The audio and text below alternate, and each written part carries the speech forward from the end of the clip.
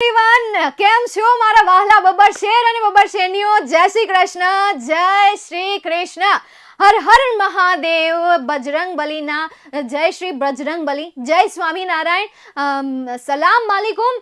આજના લાઈવ સેશનમાં બસ આટલું જ છે. આજના લાઈવ સેશનમાં આપ સૌનું ફરીથી હાર્દિક સ્વાગત કરવામાં આવે છે. ફરીથી નહીં જોકે પહેલી વાર જ હાર્દિક સ્વાગત કરવામાં આવે છે, હે ને? પછી કોઈ પહેલા કોઈનો લેક્ચર આવી ગયો હોય તો વાત અલગ છે. કેમ છો મારા વહાલા વિદ્યાર્થી મિત્રો? ટીચર્સ ડે સેલિબ્રેટ કર્યો? હે, ઘણી બધી વિશો આવી હતી, મેં જોઈ યાર. કેટલા યાર તમે લાગણીઓથી કેટલા ભરાયેલા છો. ખરેખર ક્યારેક તમે મેસેજ કરો ને ત્યારે ટીચરને રોડ આવી દો છો, તમને ખબર છે? એટલા ઇમોશનલ મેસેજ કરો, એટલા ક્યારેક તમે ટીચરની આંખોમાં આંસુ અને મોઢા ઉપર સ્માઇલ લાવી દો છો, એવા તમે મસ્ત મજાના મેસેજ કરો છો.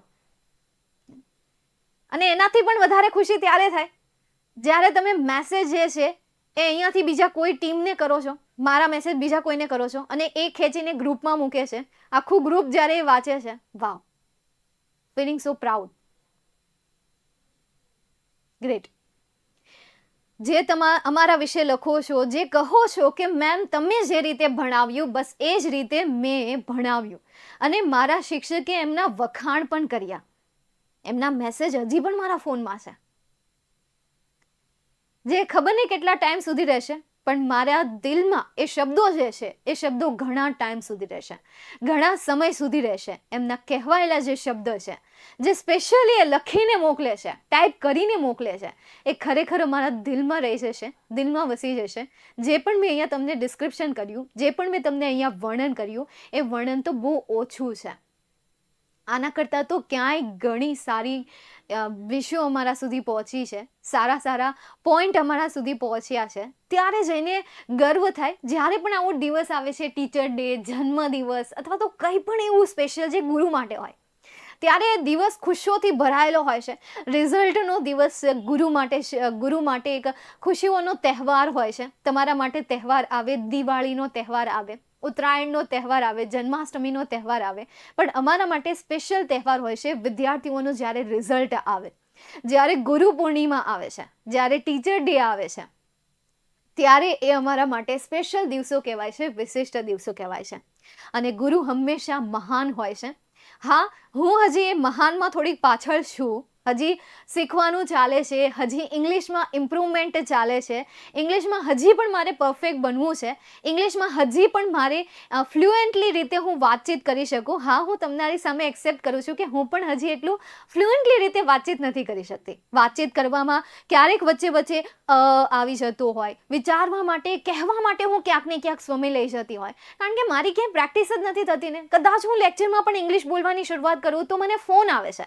તમે યકીન માનો યાર કે આજે કદાચ હું 2-3 સેન્ટેન્સ પણ ઇંગ્લિશમાં બોલીશ ને તો તરત મને વિદ્યાર્થીઓના અથવા તો પેરેન્ટ્સના કોલ આવશે કે મેમ ઇંગ્લિશ નહીં, ગુજરાતી ભાષા, ઇંગ્લિશ નહીં મેમ, ગુજરાતીમાં, કારણ કે મને ઇંગ્લિશ નથી સમજાતું, મારે ગ્રામર સમજવું છે, મારે ટેક્સ્ટબુકનું ભાષાંતર સમજવું છે.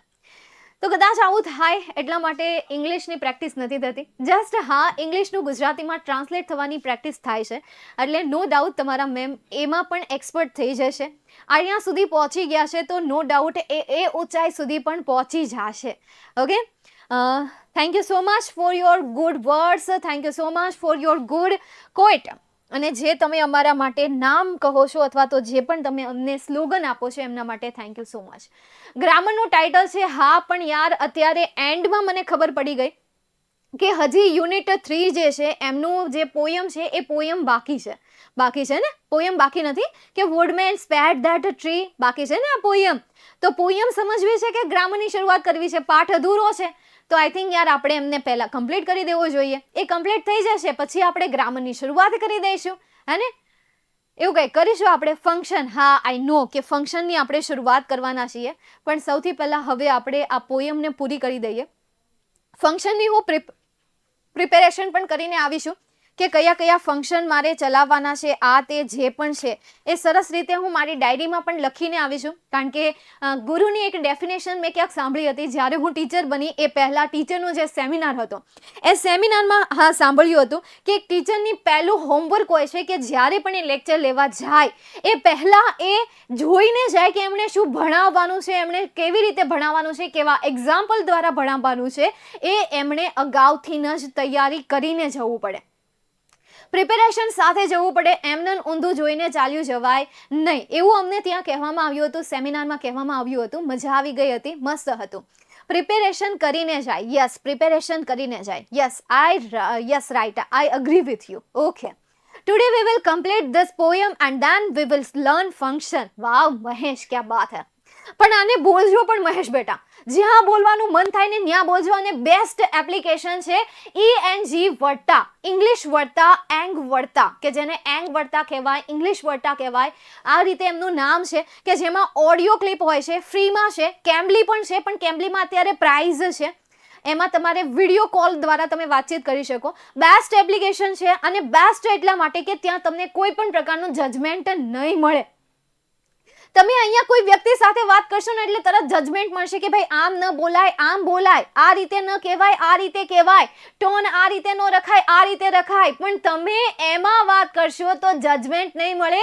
ઉલટાનું તમારું માઇન્ડ તમને સામેથી કહેશે કે બેટા શીખ એમાંથી કંઈક, જો એવું કેટલું સરસ બોલે છે, શીખ તારી જાતે. તમારું માઇન્ડ તમને જાતે કહેશે. યાની કે યાર તમારું માઇન્ડ ત્યાં ડેવલપ થાય, તમારી લેંગ્વેજ ડેવલપ થાય, તમારી બોલવાની કમ્યુનિકેશન પાવર તમારી ડેવલપ થાય. આ બે એપ્લિકેશનમાં મારી ફેવરિટ એપ્લિકેશન છે. હાલાકી હું આમાં જાજી પ્રેક્ટિસ નથી કરી શકતી વર્કના હિસાબે, અથવા તો હોમવર્કના હિસાબે. આટલા બધા સ્ટાન્ડર્ડને હેન્ડલ કરવામાં, બીજા કોઈ ઓફિશિયલ વર્કને લીધે હું એમાં વધારે ફોકસ નથી કરી શકતી, એમાં ટાઈમ નથી આપી શકતી કે તો બસ એમાં એટલી બધી એમાં પ્રેક્ટિસ થઈ નથી શકી. બટ તમે કરી શકો છો, તમારા ફ્રી ટાઈમમાં તમે કરી શકો છો.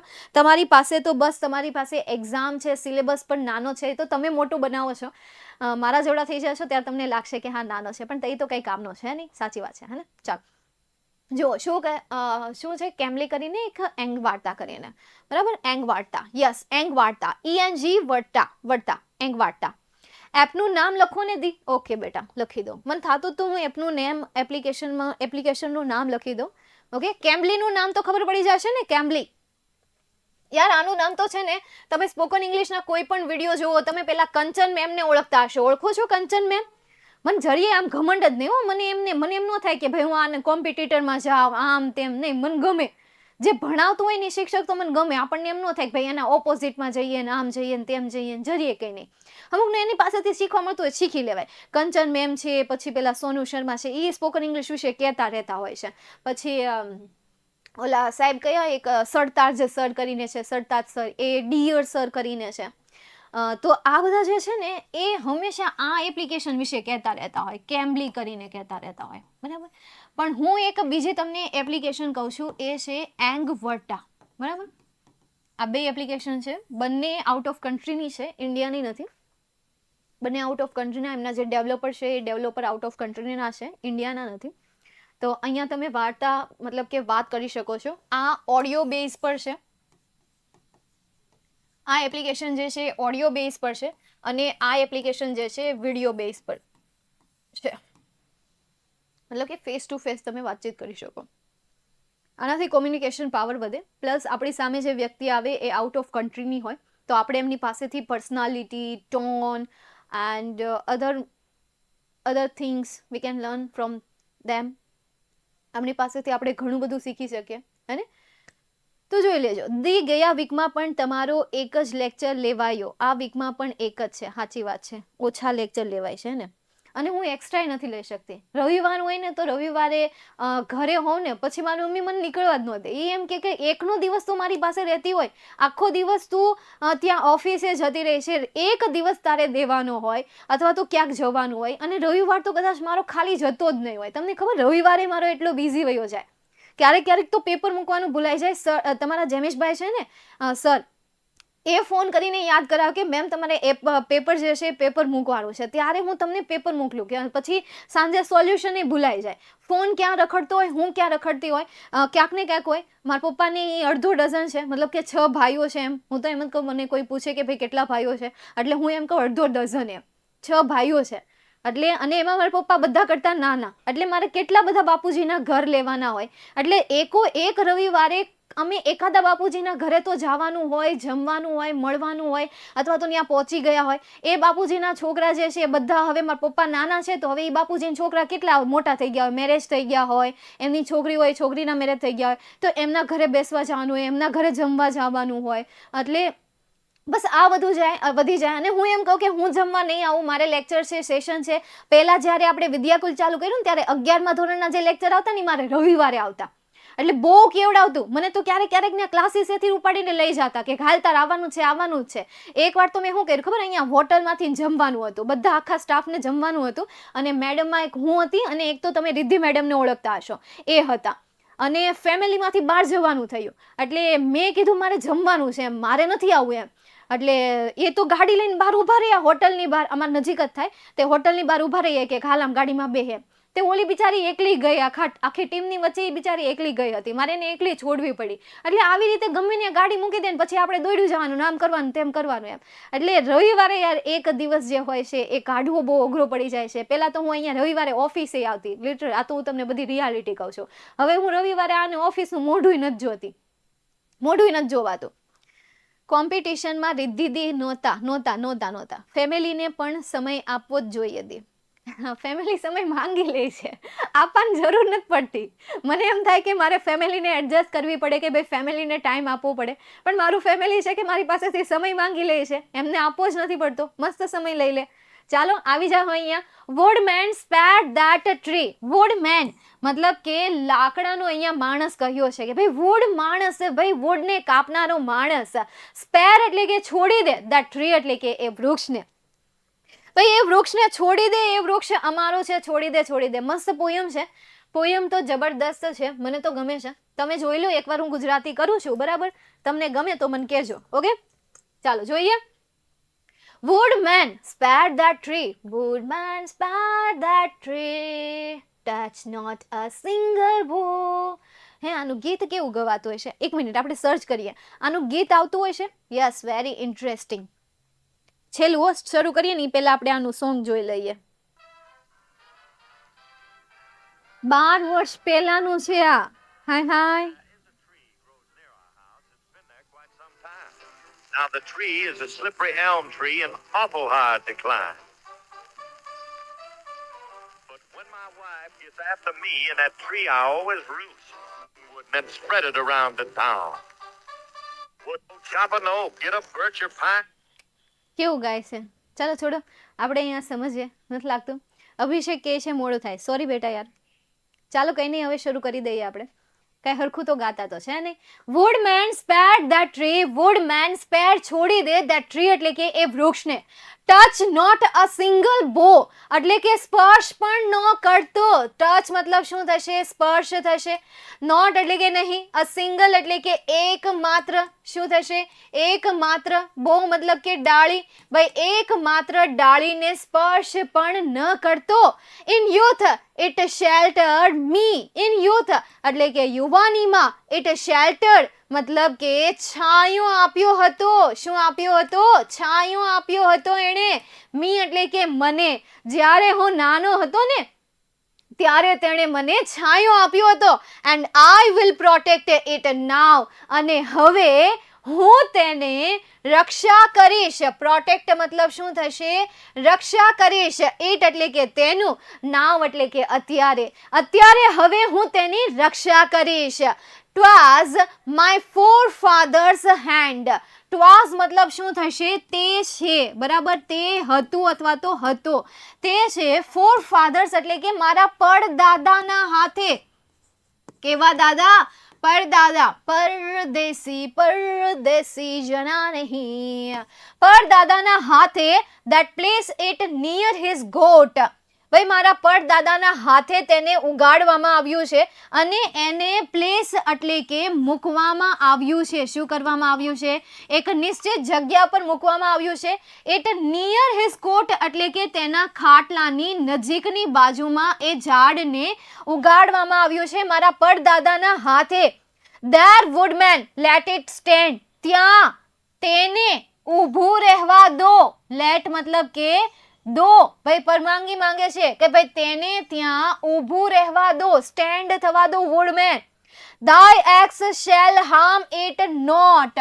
thy એટલે કે તારી, એક્સ મતલબ કે કુહાડી, તારી કુહાડી જે છે એ shall harm it not એટલે કે તેને નુકસાન ન પહોંચાડે, એનું તું ધ્યાન રાખજે. તારી કુહાડી તેને નુકસાન ન પહોંચાડવી જોઈએ. ફરીથી આખી પોયમ જોઈએ. આ જે સ્ટાન્જા છે એ સ્ટાન્જા જોઈએ. આટલી હોય તો એને સ્ટાન્જા કહેવાય. આખી પોયમ તમને એક પેજમાં જે ટેક્સ્ટ બુકમાં આપેલી છે તો એને પોયમ કહેવાય. પોયમનો નાનો ભાગ હોય તો એને સ્ટાન્જા કહેવાય. સમજાય છે? તો આ સ્ટાન્જા છે. ચલો ફરીથી સ્ટાન્જાનો આપણે જોઈએ ગુજરાતી ભાષાંતર. woodman spared that tree. woodman એ વૃક્ષને છોડી દે. ટચ નોટ અ સિંગલ બો. એક ડાળીને પણ તું સ્પર્શ નહીં કરતો. ઇન યુથ ઇટ શેલ્ટર મી. જ્યારે હું નાનો હતો ત્યારે તેણે મને છાંયો આપ્યો હતો. And I will protect it નાઉ. અને હવે હું તેની રક્ષા કરીશ. ટ્વાઝ માય ફોરફાધર્સ હેન્ડ. તેને મારા પરદાદા દ્વારા ઉગાડવામાં આવ્યું, એમના હાથ દ્વારા રોપવામાં આવ્યું છે. That place it near his cot. તે ઝાડ જે છે એ તેના ખાટલાની નજીક અથવા તો ખાટલાની નજીક એ ઝાડ હતું. કોની નજીક? તેના ખાટલાની નજીક તે ઝાડ હતું. there woodman let it stand. ત્યાં તેને ઊભું રહેવા દે woodman. thy axe shall harm it not. તારી કુહાડી તેને નુકસાન પહોંચાડવી જોઈએ નહીં, નુકસાન પહોંચાડશે નહીં. શેલ આપેલું છે એટલા માટે આપણે અહીંયા શે લગાડીએ, હે ને? નુકસાન અહીંયા તમને શેલ આપેલું છે. જો thy axe shall harm it not. જો આ શેલ શેલ શેલ શેલ ક્યાં એને યુઝ કર્યું? thy axe, તારી કુહાડી. તો યુ સાથે કોઈ દી શેલ તો આવતું નથી. એક તો આઈ સાથે આવે અને એક તો વી સાથે આવે. તો ઘણી વખત એવી રીતે તમને શબ્દ આપેલા હશે, સેન્ટેન્સીસ આપેલા હશે કે જ્યાં ઇંગ્લિશ ગ્રામર બ્રેક થાય. હું અહીંયા તમને એક વાત કહેવા જઈશ કે જે વાત ઘણા બધા ઇંગ્લિશ ટીચર જે છે એમની સાથે સહેમત નહીં થાય, but it's true, it's really true. હું એમ કહું કે કોઈ સેન્ટેન્સ તમે બોલો છો અને એમાં ગ્રામર ખોટું છે બટ સામેવાળી વ્યક્તિ એમને સમજી ગઈ છે તો એ સેન્ટેન્સ સાચું જ છે. હવે આ જ વાક્ય તમે બીજા કોઈ ટીચર્સને કહેશો, નહીં સમજાય. સમજાય છે? નહીં સમજાય. પોયમમાં છે. લો હવે આનો વિરોધ કરો. આનો વિરોધ તમે ક્યાં કરવાના? કરવાના? ક્યાંય નહીં કરવાના. તો આને ભૂલ ના કહેવાય. આનાથી આપણે સમજ્યા છીએ, આનાથી આપણને કંઈક સમજાણું છે. તો આ સેન્ટેન્સ કંઈ ખોટું તો છે નહીં. અને આ પોયમ જે લખાણી છે બહુ જૂની લખાયેલી છે. 12 વર્ષ પહેલાં જો આમનું મ્યુઝિક યુટ્યુબમાં આવ્યું હોય, 12 વર્ષ પહેલાં આમનું મ્યુઝિક યુટ્યુબમાં આવ્યું હોય તો વિચાર કરો કે આ પોયમ કેટલી જૂની હશે. તો ત્યારનું ગ્રામર પણ એવું હશે, રફ હશે, ધીરે ધીરે શીખતા હોય, ધીરે ધીરે લોકો લખતા હોય. સેમ એવી રીતે હેલન કેલર હતા. હેલન કેલરનું ઇંગ્લિશ એટલું બધું સારું નહોતું.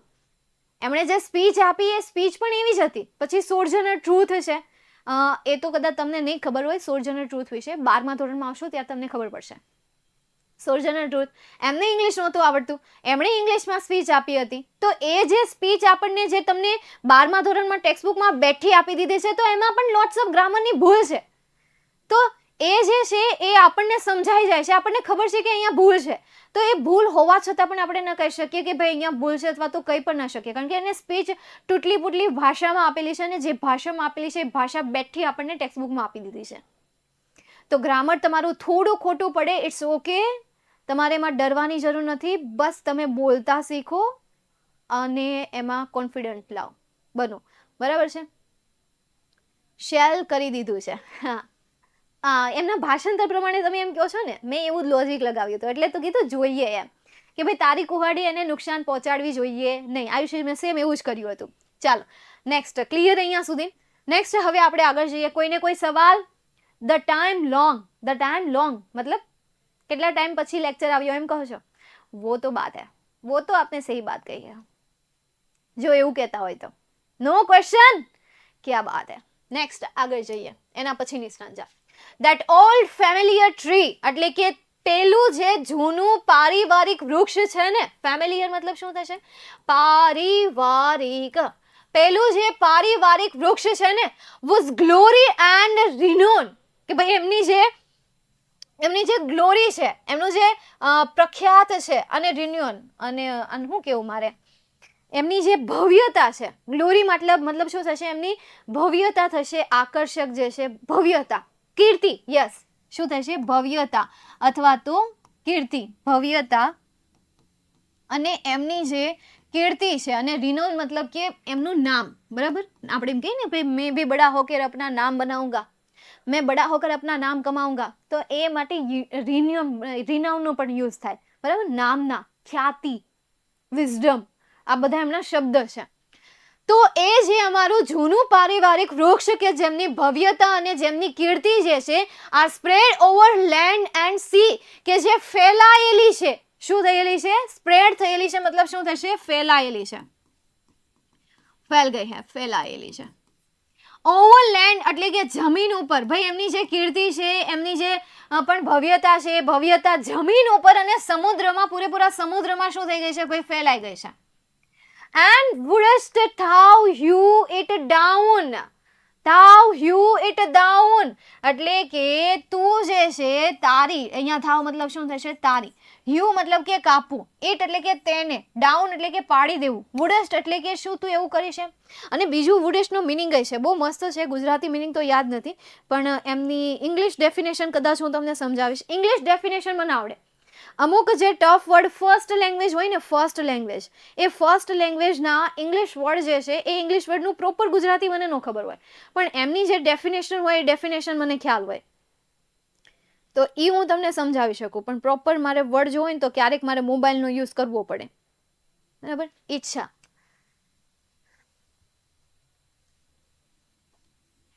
ઈચ્છા, ઈચ્છા વર્ડ એમને લીધો છે. ખરેખર ઈચ્છા વર્ડ આવે નહીં, એ તો ગૂગલ ટ્રાન્સલેટમાં તમને ઈચ્છા વર્ડ આપેલો હોય, બટ ખરેખર અહીંયા ઈચ્છા ન થાય, એમનું ગુજરાતી ધ્યાનથી જ જોજો, ગુજરાતી શું થશે. આ જે અમારું જૂનું પારિવારિક વૃક્ષ છે કે જેની ભવ્યતા અને કીર્તિ જે છે એ પૂરી જમીન અને સમુદ્ર ઉપર ફેલાયેલી છે, અને તારું તું જે છે એ તું આ વૃક્ષને, તેને, ઈટ એટલે શું થશે, તેને, ભાઈ તું તેને કાપી નાખીશ. અહીંયા વુડસ્ટ જે છે ને એ એમ કીધું છે કે ભાઈ તું એને કાપી નાખીશ, તો શ તરીકે માત્ર આનો ઉચ્ચાર છે, ભાઈ વુડસ્ટ, એક પ્રકારનું ક્રિયાપદ તરીકે એમનો યુઝ થયો છે કે વાક્યની શરૂઆતમાં વુડસ્ટ આપી દીધું છે કે શું, જે રીતે વાક્યની શરૂઆતમાં ડુ આવી જાય, વાક્યની શરૂઆતમાં ડીડ આવી જાય, સેમ રીતે અહીંયા વાક્યની શરૂઆતમાં વુડ આવી ગયું છે. તો અહીંયા વુડસ્ટ એટલે ઈચ્છા બિલકુલ પણ નથી થતું. એમનું અહીંયા એક પ્રશ્નાર્થ વાક્ય તરીકે એ સહાયકારક ક્રિયાપદ છે. વુડ, વુડ એ સહાયકારક ક્રિયાપદ છે, અને એનું ગુજરાતી કંઈક એ રીતે થાય, તારી તું જે છે એ તું તેને કાપી નાખીશ, તું તેને કાપી નાખીશ. એમની ભવ્યતા, એમની કીર્તિ આખા સમુદ્ર, આખી જમીન ઉપર ફેલાયેલી છે, અમારું જૂનું પારિવારિક વૃક્ષ છે, તું તેને કાપી નાખીશ. તો અહીંયા ઈચ્છા તો ક્યાંય આવી નહીં, ઈચ્છાને પ્રમાણે તું એને કાપી નાખીશ, તો પ્રમાણ માટે બીજો ઇંગ્લિશ શબ્દ ક્યાં, એટલે આ રીતે એનું ગુજરાતી સમજાય. સમજાઈ ગયું. હુ મીન્સ કાપવું થાય, હા, હ્યુ મીન્સ કાપવું થાય. બીજો એમનો મિનિંગ હોય તો આપણે જોઈ લઈએ, બરાબર. ઘણા એવા સ્પેલિંગ હોય કે જેમના બે મિનિંગ નીકળતા હોય, તો હ્યુનો પણ જો કોઈ બીજો મિનિંગ હોય જોઈ લઈએ. કાપવું જ થાય. અને બીજો મિનિંગ ચીરવું થાય, ચીરવું, ફાડવું, કાપી કોતરીને ઘડવું, આટલા એમના મિનિંગ છે. કાપી કોતરીને ઘડવું તો સેન્ટેન્સ પર ડિપેન્ડેડ છે કે કઈ રીતે ત્યાં મિનિંગ લખવું, બરાબર. કોઈ મંદિર બનાવતા હોય ત્યાં યુનો યુઝ થયો હોય તો કાપી કોતરીને એમનું ગુજરાતી થાય, એટલે ગુજરાતી એના પર ડિપેન્ડેડ છે. કોઈ બીજી વસ્તુ છે તો ત્યારે ફાડવું યુઝ થાય, ચીરવું યુઝ થાય. અહીંયા તો કાપવું છે, કારણ કે વૃક્ષને કાપવા આવ્યા છે, ફાડવા તો આવ્યા નથી. એટલી તો હિંમત નથી માણસને કે ભાઈ આટલા જૂના વૃક્ષને એ ફાડી નાખે. જૂનું વૃક્ષ હોય એમનું થડે મોટું હોય ને, જૂનું વૃક્ષ હોય એમનું થડે મોટું હોવાનું, તો એ ફાડી નથી શકવાના, એમને ચીરી નથી શકવાના. તો ઓબ્વિયસલી આટલા મિનિંગમાંથી આપણે કયો વર્ડ લેશું, કાપવું લેશું, કટ કરવું લેશું. વુડમેન ફોરબેર thy stroke, ફોરબેર મતલબ કે રોકી લે, ફોરબેર અહીંયા ફોરબેર મતલબ રોકી લેવું થાય. અને બીજું આનું પ્રોપર ગુજરાતી કહું ને તો ફોરબેર મતલબ કે સહન કરી લે. તો અહીંયા સહન કરવું એની જગ્યાએ રોકવું સારું લાગે છે કે ભાઈ સહન કરવું મતલબ કે પોતાની જાતને રોકવી જ થાય ને. તો ભાઈ રોકી લે, thy stroke એટલે કે તારા પ્રહારને, ભાઈ તારા પ્રહારને તું રોકી લે. thy મતલબ કે તારા, ભાઈ તારા પ્રહારને તું રોકી લે. cut not its earth bound tide, ભાઈ કટ નોટ નહીં કાપ, ઇટ્સ અર્થ બાઉન્ડ ટાઈઝ એટલે કે પૃથ્વીનું જે આ ગઠબંધન છે ને, બાઉન્ડ ટાઈ મતલબ શું થશે, ગઠબંધન. કે ભાઈ જે અહીંયા પૃથ્વીનું ગઠબંધન છે ને એ ગઠબંધનને કાપ નહીં. આ વૃક્ષ જમીન સાથે જોડાઈ ગયું છે, એનું ત્યાં સાથે ગઠબંધન થઈ ગયું છે, તો એને કાપ નહીં. O spare that age walk, અરે ઓ સ્પેર છોડી દે, એજ વિશાળ ઉંમર લાયક, એજ મતલબ કે જૂનામાં જૂનું, કે ભાઈ આ જૂના ઓકને તું છોડી દે. આ જૂના ઓક એક પ્રકારના વૃક્ષનું નામ છે, આપણે પાઠમાં જોઈ ગયા. તો આ જૂના ઓકને તું છોડી દે. નાવ ટાવરિંગ ટુ ધ સ્કાઈઝ, નાવ હવે ટાવરિંગ પહોંચી રહ્યું છે, ચુંબન કરી રહ્યું છે, ટુ ધ સ્કાય એટલે કે આકાશ તરફ, કે ભાઈ હવે એ આકાશ તરફ પહોંચી રહ્યું છે. હવે તે તેને ટાવરિંગ કહી રહ્યું છે. આપણે ટાવર હોય ને, ટાવર કેટલો ઊંચો હોય, ટાવર આપણે ટાવર કહેતા હોઈએ, તો એ ટાવર કેટલો ઊંચો હોય. ટોવેર ના કહેવાય, ટોવેર, ટાવર, ટાવર. તો એ ટાવર કેટલો ઊંચો હોય. બસ તો આ જે વૃક્ષ છે, જૂનું જે ઓક વૃક્ષ છે, એ હવે આકાશને અડી રહ્યું છે, એ આકાશને ચુંબન કરી રહ્યું છે, એમને મળી રહ્યું છે. ભાઈ એમને કાપ નહીં. જોઈએ ફરીથી આખી સ્ટાન્ઝાનું ગુજરાતી શું થાય, મસ્ત છે. That old familiar tree was glory and renown are spread over land and sea, and wouldst thou hew it down. આ જે જૂનું પારિવારિક વૃક્ષ છે કે જેની ભવ્યતા અને કીર્તિ જે છે એ સમગ્ર જમીન અને સમુદ્રમાં ફેલાઈ રહી છે, અને તું આને કાપી નાખીશ. Woodman forbear thy stroke, woodman તારા પ્રહારને રોકી લે. કટ નોટ ઇટ્સ અર્થબાઉન્ડ ટાઈઝ, તેની પૃથ્વી સાથે જોડાયેલું જે ગઠબંધન છે એને કાપ નહીં.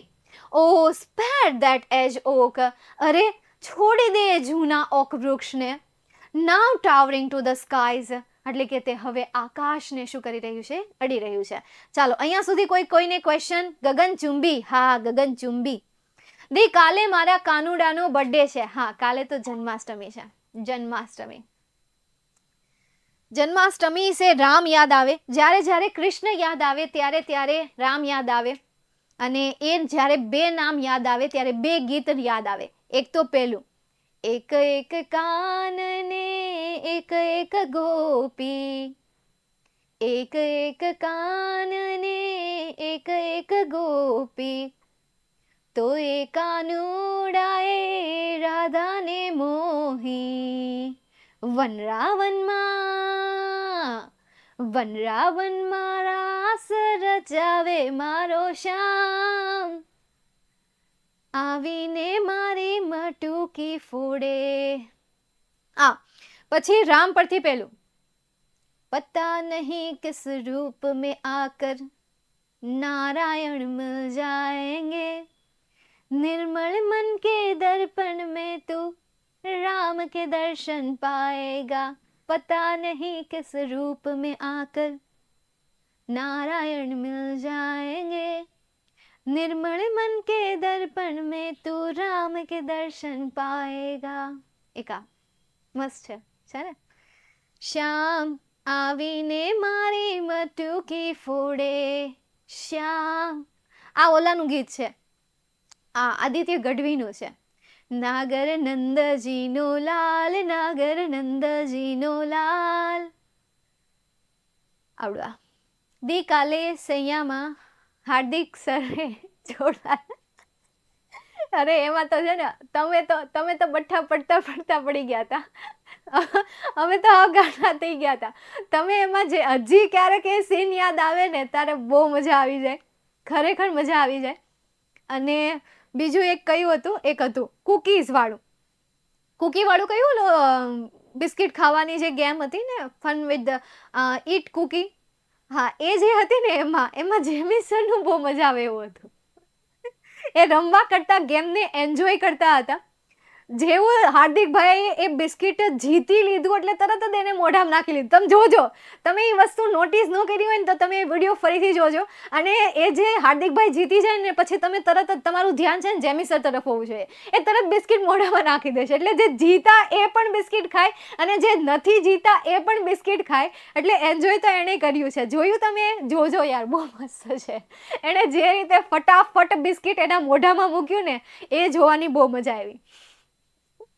અને થોડીક સ્પીડ વધારી દીધી હોય લાઈવમાં તો એટલી બધી સ્પીડ ન હોય, એ બધું એડિટિંગ થયેલું છે એટલે ત્યારે એટલી બધી સ્પીડ ન હોય, પરંતુ એ સ્પીડ વધી જાય ને પછી જે લાગે ને ખતરનાક લાગે, બહુ મસ્ત લાગે. અને સંગીત ખુરશીમાં બહુ મજા આવી હતી. સંગીત ખુરશીમાં હિરેન સર અને હાર્દિક સર જે ચેર માટે બાંધ્યા હતા ને, મજા આવી ગઈ. મેં કીધું અરમાં હું ક્યાંક પડું નહીં, હું તો ખુરશી પકડીને બેસી ગઈ હતી મસ્ત રીતે. મેં કીધું હવે ઊભું નથી થવું, એને બાંધવા તો જે રીતે, હું તો આ રીતે આમ ફરી ગઈ હતી. મેં કીધું ચાલો હવે આપણે જોવું નથી. અને ઓલી બાજુ નીલકંઠ સર, મારી ચેર હતી આમ સીધી અને ચેર આમ આઘી વહી ગઈ, એટલો તો એને ધક્કો માર્યો હશે. સારું થયું ચેર આમ ઊંધી ન થઈ, નહીં તો હું જાત એમાં. જોયું એ પણ બહુ મસ્ત હતું. પછી માર્કેટિંગ પણ કરી નાખ્યું. હા, જેમી સરમાં તો શું બેકગ્રાઉન્ડ વિડીયો સેટ કર્યો કે ઓમ શાંતિ ઓમ નો ભાગો વાળો સેટ કર્યો.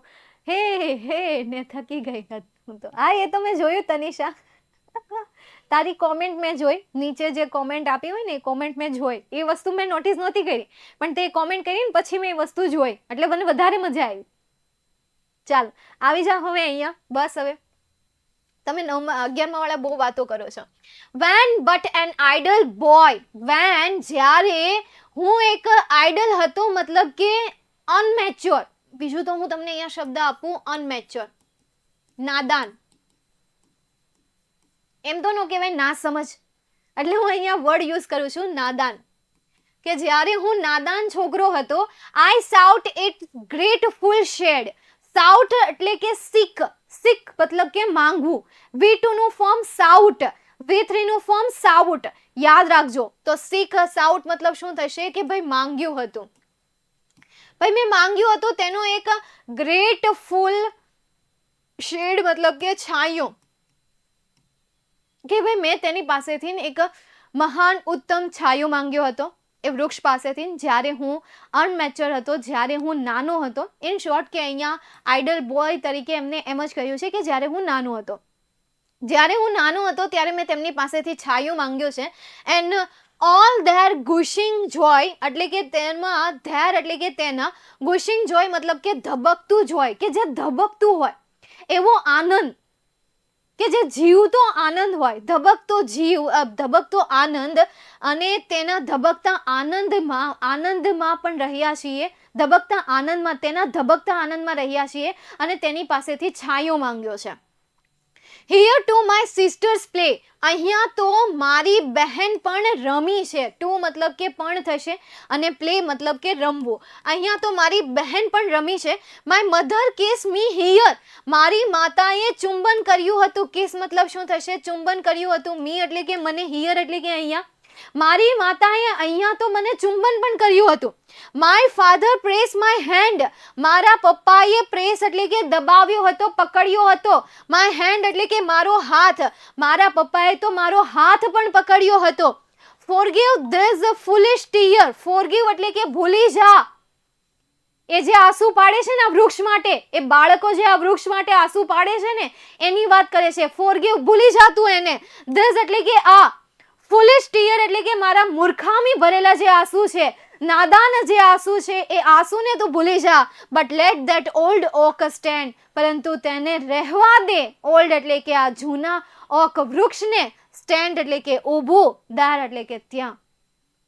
પરંતુ આ જૂનું જે ઓક વૃક્ષ છે એને ત્યાં તું ઊભું રહેવા દે. ફરીથી આખી સ્ટાન્જા જોઈએ. When but an ideal boy I sought its grateful shade in all their gushing joy. જ્યારે હું નાનો હતો ત્યારે મેં તેના ધબકતા આનંદમાં તેમની પાસેથી છાંયો માંગ્યો હતો. Here to my sister play, અહીંયા મારી બહેન પણ રમી છે. My mother kiss me here, મારી માતાએ મને અહીંયા ચુંબન કર્યું છે. My father press my hand, મારા પપ્પાએ અહીંયા મારો હાથ પકડ્યો છે, ઝાલ્યો છે. ફોરગીવ ધીસ ફૂલિશ ટીયર, ભૂલી જા મારા આ આંસુને, મારા મૂર્ખામી ભરેલા આંસુને ભૂલી જા. But let that old oak stand, પરંતુ આ વૃક્ષને, જૂના વૃક્ષને ત્યાં ઊભું રહેવા દે, એને ત્યાંથી હલાવ નહીં. ચાલો અહીંયા ક્લિયર. પહેલા પોયમ ચલાવે છે bro, thank you so much. ચાલો, મસ્ત પોયમ છે નહીં દી? હા, મસ્ત પોયમ છે, એકદમ મસ્ત છે. બસ પૂરી થઈ ગઈ? ઓહો, આટલી શોર્ટ પોયમ હતી તો સમજાઈ ગયું ને આખી પોયમમાં શું કહે છે કે ભાઈ વૃક્ષને છોડી દે, એની ડાળીને તું અડતો નહીં, ભાઈ હિંમત પણ ન કરતો.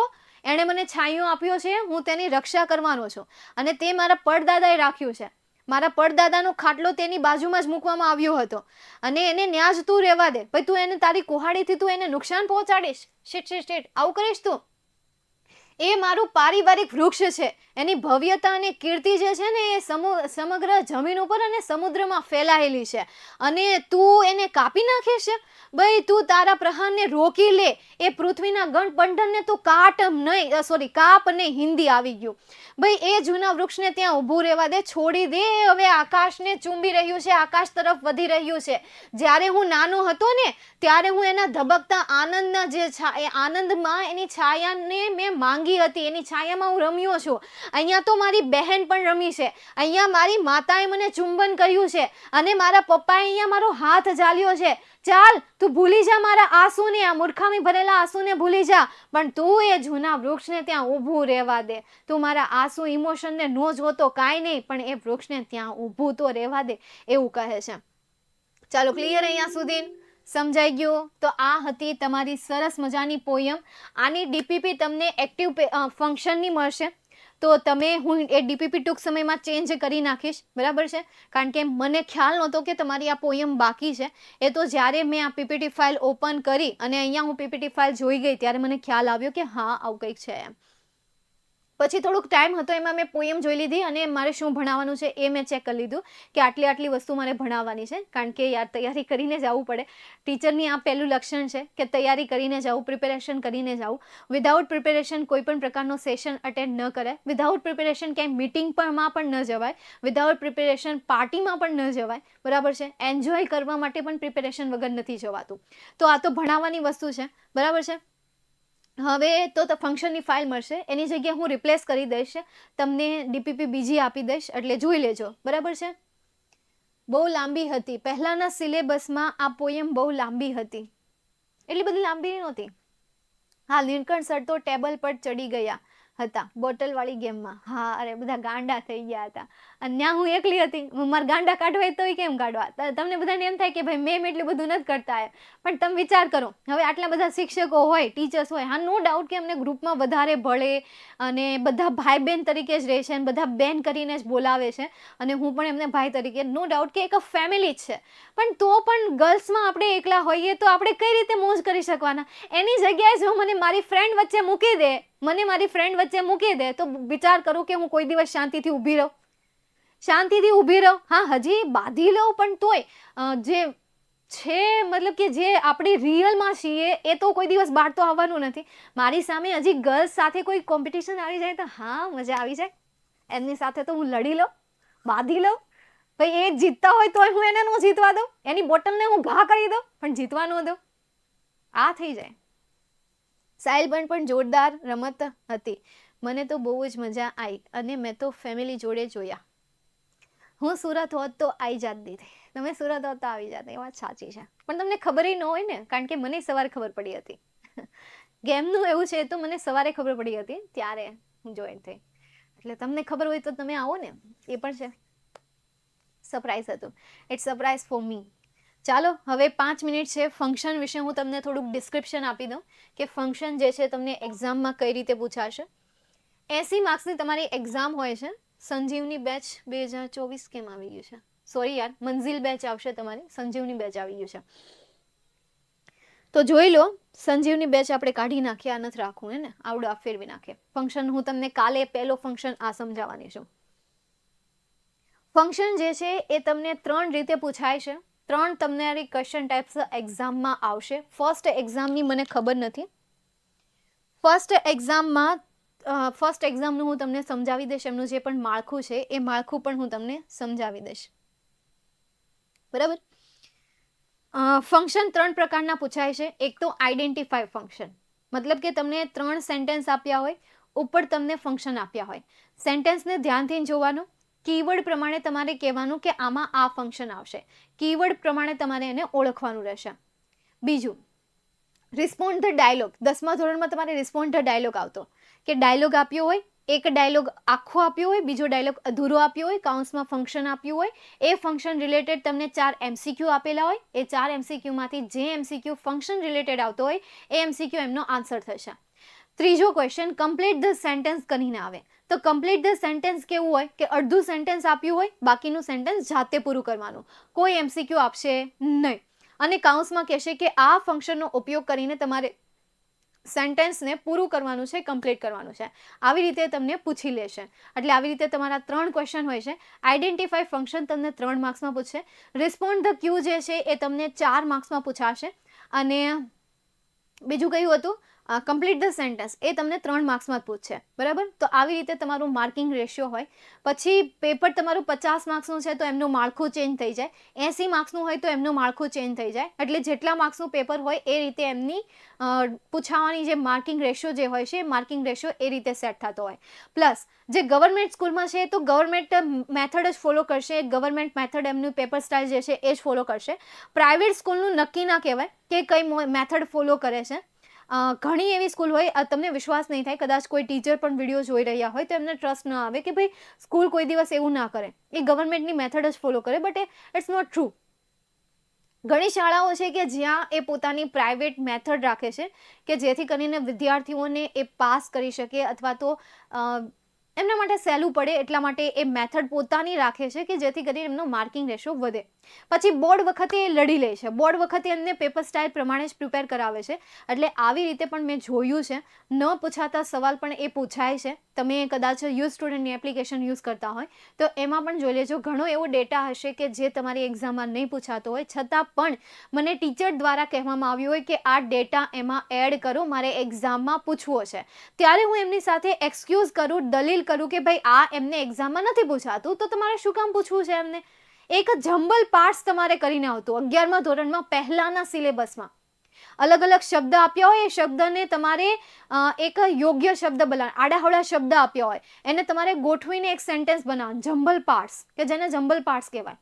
એમની રિક્વાયરમેન્ટ આવી હતી ત્યારે મેં દલીલ કરી હતી. મેં કીધું આ સિલેબસમાં નથી આવતું, શું કામ છોકરાઓને કન્ફ્યુઝ કરવા, થઈ ગઈ હતી.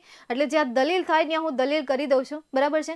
ચાલો, તો અહીંયા સુધી આજનો સેશન રાખીએ છીએ અને પછી ફર્સ્ટ એક્ઝામ IMPનો વિડીયો બનાવજો ને ચોક્કસ હું બનાવવાની છું. અંજલિ બેટા, આ વખતે 9, 10, 11, 12 ચારેય ધોરણ માટે IMP વિડીયો બનશે. IMP લાઈવ લેક્ચર પણ આવશે. આ હું તમને કહી દઉં છું, આની ગેરંટી હું આપું છું. જો એમનું ટાઈમ ટેબલ નહીં ગોઠવાય તો હું તો લઈને આવીશ, હું તો લઈને આવવાની છું, ખાસ લઈને આવવાની છું. IMP નહીં, એટલીસ્ટ માર્ગદર્શન માટે હું લઈને આવવાની છું. માય ગયું IMP ભૂલી જાઓ. તમે 11મા ધોરણના વિદ્યાર્થીઓ બહુ સિન્સિયર છો, જેવું શિક્ષકો કે એવું તમે માનો છો. તો આ એક વાત માની લો, IMP પાછળ નહીં ભાગો, બસ શીખવા પાછળ ભાગો. માર્ગદર્શન લેવા આવતા હોય તો આવો, બાકી IMP માટે તમે લાઈવ લેક્ચર જોઈ રહ્યા હોય તો મહેરબાની કરીને નહીં જોતા. ઓકે, તમને હું ફેસ ટુ ફેસ કહી દઉં છું, બિકોઝ તમારી સાથે આટલી બધી વાતો શેર કરી છે તો આ એક પણ શેર કરી દો. ઓકે, ચાલો, તો અહીંયા સુધી રાખીએ, મળીએ નેક્સ્ટ સેશનમાં. જય હિન્દ, વંદે માતરમ, જય જય Gujarat, bye, take care. And really આજનું લેક્ચર લેવાની મને બહુ મજા આવી. સમય કેમ વયો ગયો એ પણ મને ખબર નથી પડી. સિરિયસલી 45 મિનિટ કેમ પૂરા થઈ ગયા એ ખરેખર મને ખબર નથી પડી. એટલે ખૂબ મજા આવી આજના લેક્ચરમાં, તો બહુ જ મજા આવી. Bye and take care. See yeah.